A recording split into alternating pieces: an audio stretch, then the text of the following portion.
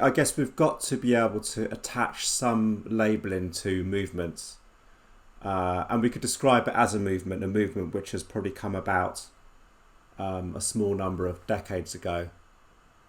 Before perhaps Agile Manifesto, there were recognitions of failings of originally software projects, which were kind of big bang and a lot of frustration and ineffectualness there, and the movement since 2001, since the Agile Manifesto, is we've got to add some kind of label to it, but with all movements, it's the simplicity or the purity of it has intentionally or unintentionally become somewhat divorced from its first principles. But also those first principles, as you've said, is something which is attached to software development. But if we do think about beyond that, is that software development and the problems we're trying to solve with agility is a microcosm of the wider organisational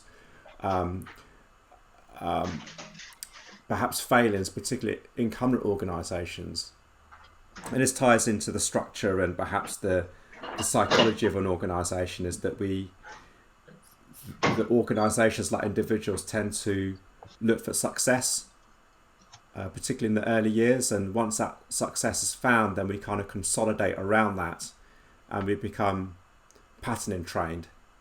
And we try and look for efficiencies to be able to keep delivering that success, but look for process optimization, operational excellence, squeezing more and more revenue out of thin margins, and even neurologically we become pattern trained in that. If we look at the shape of the brain, neurologically our pathways actually physically adapt to continuing and repeating that success. But as the world moves faster and faster and changes more and more, there's a danger that the carpet can be whipped from underneath our feet.